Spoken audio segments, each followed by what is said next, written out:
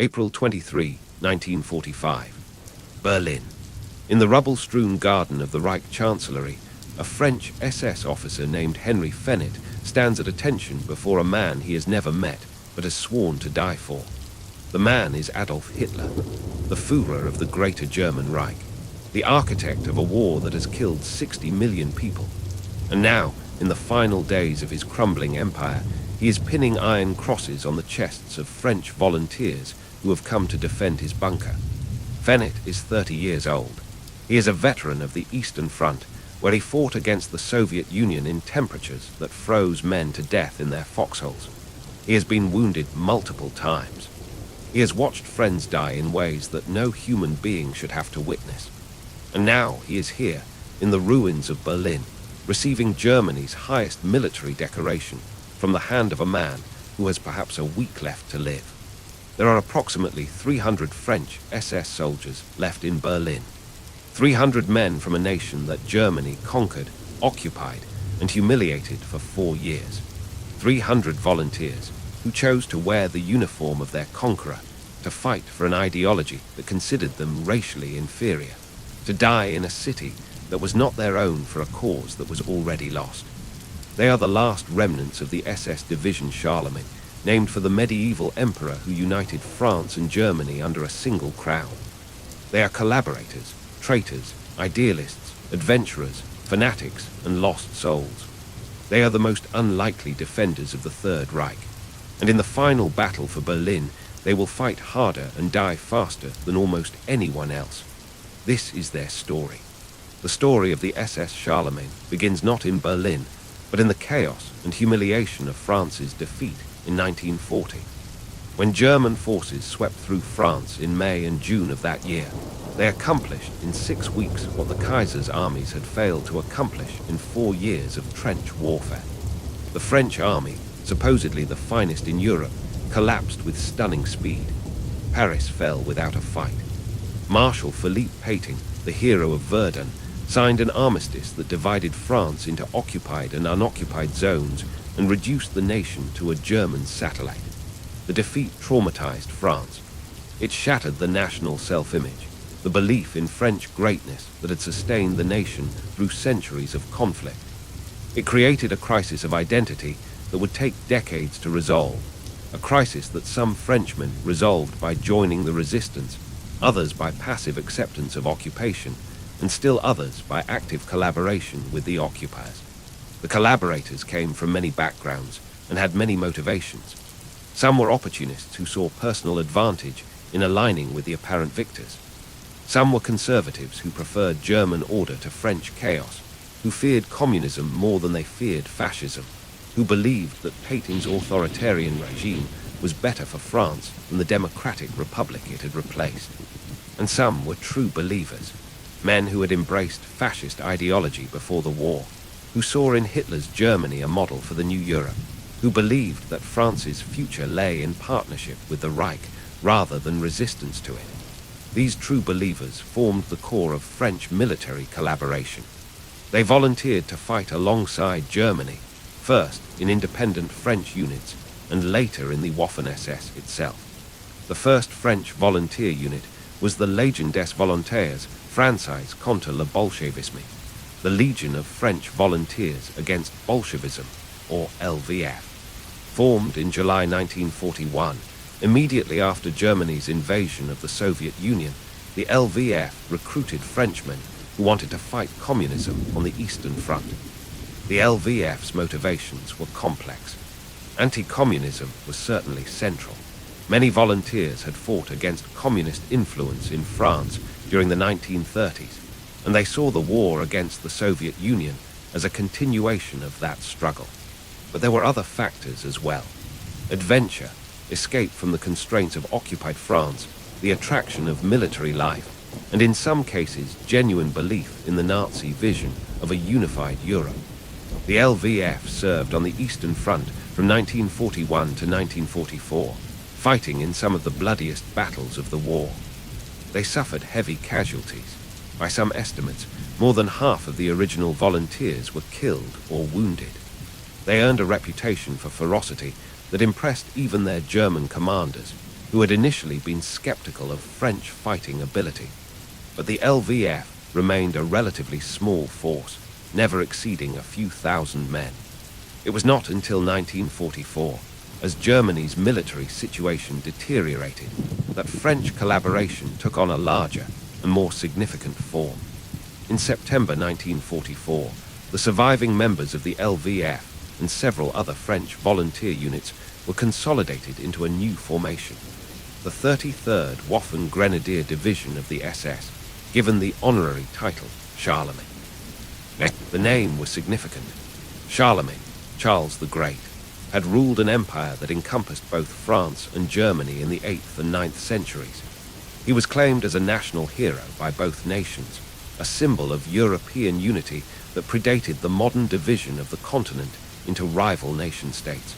By naming the division after him, the SS was making a statement about the future of Europe, a future in which France and Germany would be united once again, this time under Nazi leadership. The division was commanded by German officers, but filled with French volunteers. Its strength at formation was approximately 7,000 men, a significant force, though small by the standards of the Eastern Front, where divisions of 20,000 or more were common. The men of Charlemagne came from every corner of French society. There were students and workers, peasants and professionals, Catholics and atheists, monarchists and fascists. Some had been collaborators from the beginning of the occupation. Others had joined only recently, fleeing France ahead of the liberation and the retribution that would follow. What united them was a commitment, however arrived at, however justified, to fight for Nazi Germany against the Soviet Union. They were not conscripts. They were volunteers, men who had chosen to be there, who had sworn oaths of loyalty to Adolf Hitler personally, who had accepted the possibility of death in service to a cause that most of their countrymen despised. Their training was rushed and incomplete. Germany in late 1944 had neither the time nor the resources to properly prepare new units for combat. The men of Charlemagne learned what they could in a few weeks of instruction, then were sent east to face the Red Army. Their first major engagement came in February 1945 in Pomerania.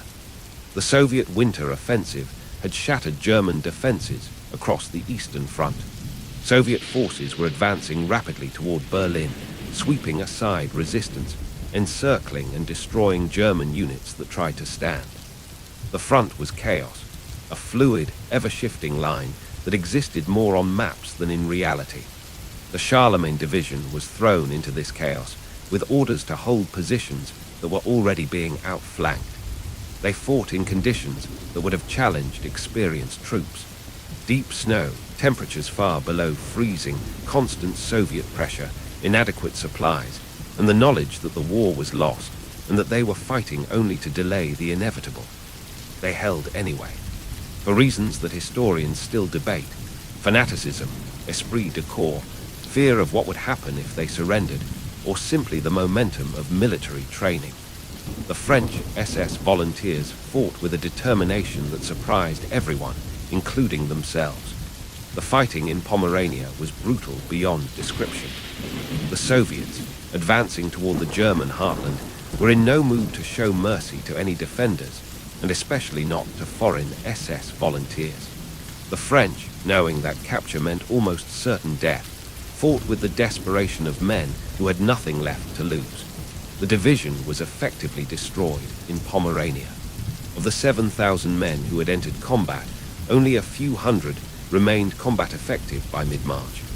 The rest were dead, wounded, captured, or scattered across the frozen landscape. But those few hundred survivors were not finished. They were pulled back, reorganized, and given a new mission, the most improbable mission of the entire war. They were sent to Berlin. By April 1945, the defense of Berlin had become a matter of ideology rather than strategy. Any competent military analysis would have concluded that the city could not be held. Soviet forces outnumbered the defenders by more than 10 to 1. They had overwhelming superiority in tanks, artillery, and aircraft. They had momentum, supply lines, and the knowledge that victory was within reach. The German defenders had none of these things. They had fragments of shattered divisions, militia units composed of old men and young boys, and a leadership that had lost contact with reality. They had orders to fight to the last man and the last bullet, orders that made no military sense, but that reflected the Nazi regime's preference for apocalyptic destruction over surrender. Into this hopeless situation came the remnants of the Charlemagne Division. Approximately 300 French volunteers arrived in Berlin in the third week of April. They were organized into a battle group under the command of Henry Fennet, one of the few surviving French officers. They were assigned to the defense of the government district, the area around the Reich Chancellery and the Führer bunker, the very heart of the dying Reich. The assignment was not accidental. The SS leadership wanted ideologically reliable troops defending Hitler's bunker, and the French volunteers had proven their reliability with their blood. They were fanatics, or at least they were perceived as fanatics by the German command, which is not quite the same thing. In reality, the motivations of the French defenders were probably as varied as the men themselves. Some were true believers who saw the defense of Berlin as a sacred duty, a final stand against the Bolshevik horde that threatened European civilization. Others were simply soldiers doing what soldiers do, following orders and fighting alongside their comrades, because that was what they had been trained to do. Still others may have recognized that they had no alternative, that surrender meant death, that retreat was impossible, that the only options were fighting or dying without a fight. Whatever their motivations, they fought. The French battle group was positioned in the sector around the Friedrichstrasse and the Belle Allianceplatz, defending approaches to the government district from the south and southeast. Their positions were exposed, poorly fortified, and under constant artillery bombardment. They had limited ammunition, no heavy weapons to speak of, and no realistic hope of reinforcement or relief. They held their positions for more than a week. The fighting in Berlin was unlike anything the French volunteers had experienced, even on the Eastern Front. It was urban combat of the most intense and personal kind, fighting from building to building, room to room, floor to floor. The distances were measured in meters rather than kilometers. The enemy was often invisible until the moment of contact. Death came from snipers, from artillery, from grenades thrown through windows, from the collapse of buildings that had been standing for a century and were now being reduced to rubble. The French volunteers adapted to these conditions with remarkable speed. They learned to move through buildings by blowing holes in walls rather than using streets that were swept by fire. They learned to position themselves in upper floors where they could fire down on advancing Soviet troops. They learned to use the Panzerforce, the German anti-tank weapon, with deadly effectiveness, destroying Soviet tanks that tried to advance through the narrow streets. One of the most remarkable figures of the Berlin fighting was a young French volunteer named Eugene Vorlot. He was barely 20 years old, a member of a French fascist youth organization before the war, a soldier who had found his calling in the chaos of the Eastern Front. In the fighting around Berlin, Vorlot became one of the most effective tank killers of the entire battle. Using Panzer-forced anti-tank weapons, he destroyed Soviet tanks at close range. Some accounts credit him with as many as 8 kills in a single day. He moved through the ruins like a ghost, appearing from unexpected positions, firing his weapon, and disappearing before the Soviets could respond. Vorlot survived the battle and was captured by the Soviets after the surrender. What happened to him afterward is uncertain. Some accounts say he was executed, others that he died in a Soviet prison camp, still others that he survived and eventually returned to France. His fate, like the fate of so many participants in those final days, remains unclear. Another notable figure was Henry Fennet himself, the commander of the French battle group. Fennet was a career soldier who had served in the French army before joining the LVF and later the Charlemagne Division. He was wounded multiple times during the fighting in Berlin, but refused evacuation, continuing to command his men from improvised positions in the ruins. Fenet's leadership was critical to the French volunteers' effectiveness. In the chaos of the Berlin battle, with communication lines destroyed and command structures collapsing, Units that had strong local leadership continued to function while others disintegrated. Fennet provided that leadership, moving among his men, directing their fire, organizing counterattacks, and maintaining discipline in circumstances that made discipline almost impossible. On April 26, Fennet led a counterattack that recaptured a key position near the Belle Alliance-Platz. The attack was costly. More than half of the men who participated were killed or wounded, but it demonstrated that the French volunteers were still capable of offensive action even in the hopeless conditions of late April. The counterattack also brought Fennet to the attention of the German High Command.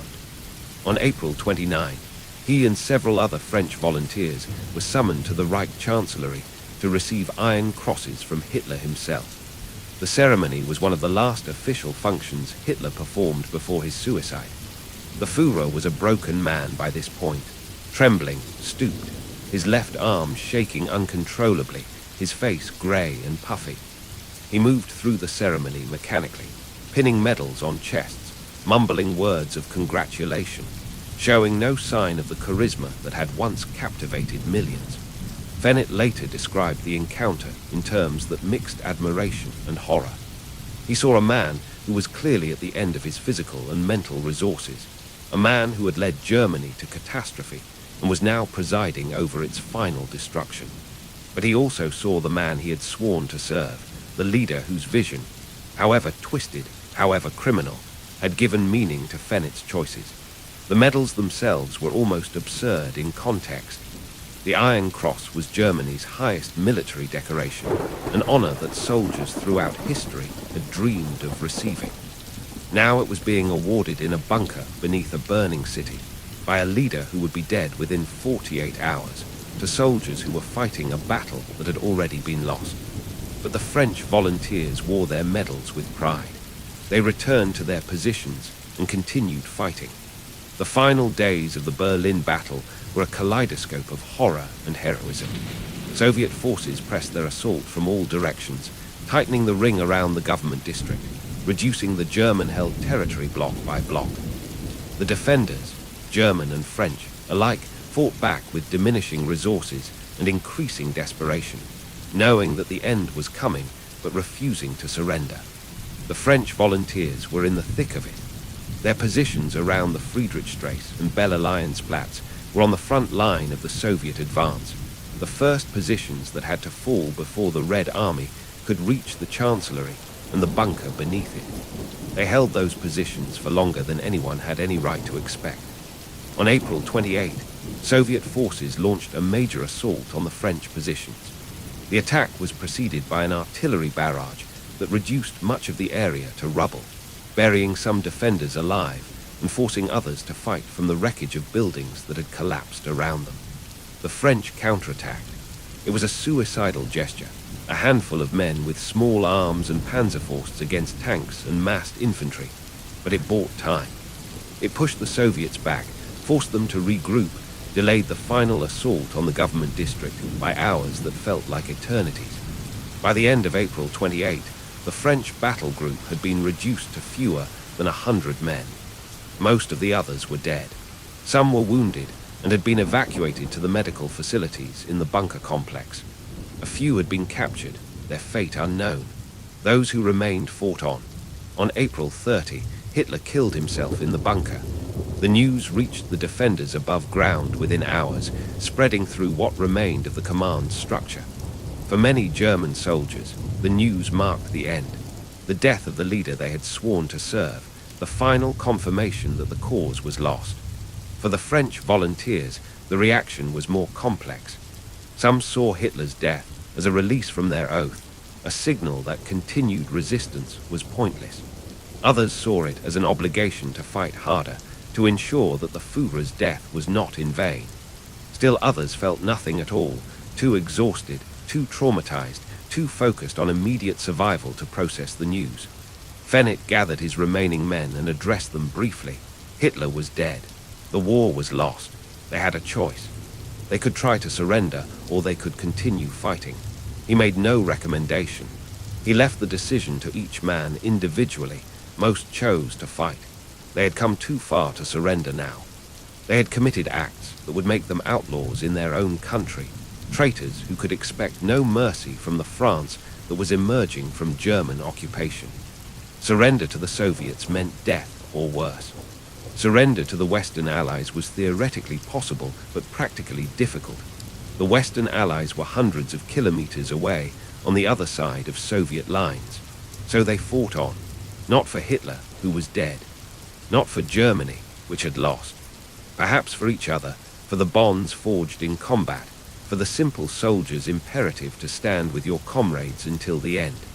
Perhaps for nothing at all, because fighting was all they knew how to do, because surrender required a decision, and continuing to fight required only momentum.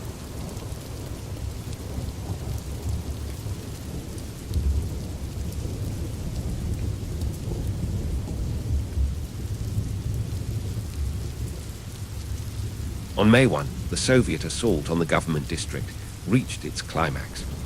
Red Army troops pushed into the area around the Chancellery from multiple directions, overwhelming the last defensive positions, fighting through the ruins toward the bunker where Hitler's body was still burning in the garden. The defenders, German SS troops, Hitler Youth, Volkssturm militia, and the handful of French volunteers who remained, fought back from positions that were collapsing around them. The French battle group, now reduced to perhaps 60 men, held positions in buildings near the Potsdamer Platz. They were cut off from the main German defenses, surrounded by Soviet forces, running low on ammunition and completely out of hope. They destroyed tanks. The Panzerfaust remained their most effective weapon, and they used it with deadly skill, knocking out Soviet armor that tried to advance through the rubble-choked streets. But each tank they destroyed was replaced by another, and another, and another. The Soviets had unlimited reserves. The French had only what they could scavenge from the dead. By the evening of May 1, the position was untenable. Soviet troops had surrounded the building where the remaining French volunteers had taken refuge. Artillery was reducing the structure to rubble. There was no ammunition left, no food, no water, no reason to continue. Fennet made the decision to attempt a breakout. Under cover of darkness, the remaining French volunteers, perhaps 30 men by this point, slipped out of their positions and tried to move west. Their goal was to reach the Tiergarten, the large park in the center of Berlin, and from there to find a way through Soviet lines to the west. The attempt was chaos. Soviet patrols were everywhere. The streets were blocked with rubble and bodies. The darkness that provided cover also made navigation almost impossible. The group fragmented almost immediately, small clusters of men moving independently through the ruins, trying to find paths that didn't exist. Some were killed in the attempt. Soviet sentries spotted movement, opened fire, and men who had survived weeks of combat died in nameless streets they would never be able to identify. Some were captured, rounded up by Soviet patrols, and marched off to an uncertain fate. Some simply disappeared, their stories ending without conclusion in the chaos of a dying city.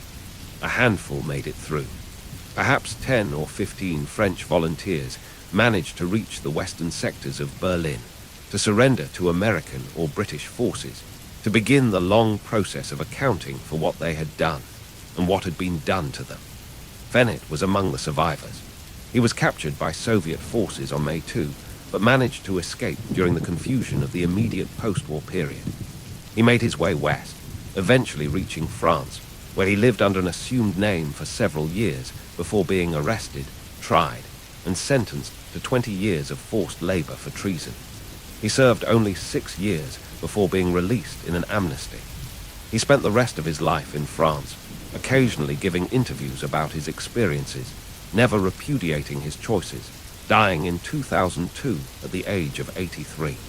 His story, and the story of the Charlemagne Division, remained controversial long after the war ended.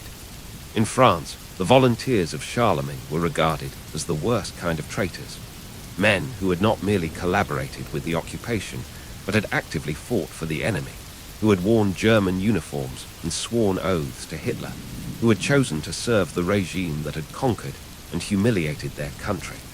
The post-war reckoning was severe. Thousands of French collaborators were executed in the chaotic period following liberation, some after trials, others without any legal process at all. Those who had served in German military units were particularly targeted, their treason considered worse than that of mere political collaborators. Many Charlemagne veterans were executed, others were imprisoned for decades. Some managed to escape abroad, living in exile in Spain or South America, never able to return to France. A few, like Fennet, served their sentences and were eventually released, living out their lives in a France that never forgave them, but eventually forgot them. The moral questions raised by their choices have no easy answers. Were they traitors who deserved whatever punishment they received? Certainly, by any conventional understanding of national loyalty, they were. They had fought against their own country's allies, had helped prolong a war that killed millions, had served a regime that committed genocide on an industrial scale. But the question of motivation complicates the judgment. Many of the Charlemagne volunteers genuinely believed that they were fighting for European civilization against Bolshevik barbarism. They were wrong, catastrophically wrong, but they were not necessarily cynical. They made choices based on beliefs that we now recognize as both morally and factually mistaken, but they made those choices sincerely. Does sincerity mitigate guilt? The question has troubled philosophers and legal theorists for centuries, and it troubled the courts that judged the Charlemagne veterans after the war. Some defendants argued that they had believed they were doing right, that they had been deceived by propaganda, that they should not be held responsible for choices made in good faith. The courts generally rejected these arguments. Belief in a cause does not excuse crimes committed in its service. The Charlemagne volunteers had sworn oaths to Hitler, had worn SS uniforms, had participated in a system that murdered millions. Their sincerity did not make their victims any less dead. And yet the question lingers. If belief does not excuse action, what is the relationship between the two? If the Charlemagne volunteers had been right, if Bolshevism had been the threat they believed it to be, if Nazi Germany had been the defender of civilization they imagined, would their choices have been justified? The question is hypothetical and perhaps unanswerable, but it points to a deeper problem, the difficulty of judging historical actors by standards they did not share, the challenge of condemning choices made in circumstances we have not experienced, the temptation to assume that we would have done better in their place. Most people, placed in the circumstances that produced the Charlemagne volunteers, would probably have made different choices. But most people is not all people, and the existence of the Charlemagne Division reminds us that human beings are capable of embracing ideologies that we find abhorrent, of fighting for causes that we consider evil, of dying for beliefs that we regard as delusional. They were human beings. That is the most uncomfortable fact about them. They were not monsters or madmen, but ordinary people who made extraordinary choices. People who might have lived ordinary lives if history had unfolded differently. People whose paths diverged from the mainstream at some point and led them to a bunker in Berlin, defending a man and a cause that the world would spend the next century trying to understand and condemn. The last French defenders of Berlin have no memorial in France. They are remembered, when they are remembered at all, as a shameful episode in French history, a reminder of the collaboration that many French people would prefer to forget. In Germany, they are occasionally mentioned in histories of the Berlin battle, noted as one of the more unusual elements of the city's defense, but they are not commemorated. Germany has no interest in celebrating foreign SS volunteers, even those who died fighting for the Reich. In the popular imagination, they have become figures of dark romance, the doomed defenders of a doomed cause, fighting to the end in a city that was already a graveyard. Books and films have occasionally explored their story, usually with a mixture of fascination and revulsion, trying to understand how Frenchmen came to die for Hitler in the ruins of Berlin. The fascination is understandable. The story has elements that seem almost fictional. The improbable journey from occupied France to the Führer bunker, the fanatical resistance against overwhelming odds, the iron crosses received from Hitler's trembling hands just days before his death. It is a story that could only happen at the extreme edge of historical possibility, when normal rules had broken down and anything seemed possible. But the revulsion is also justified.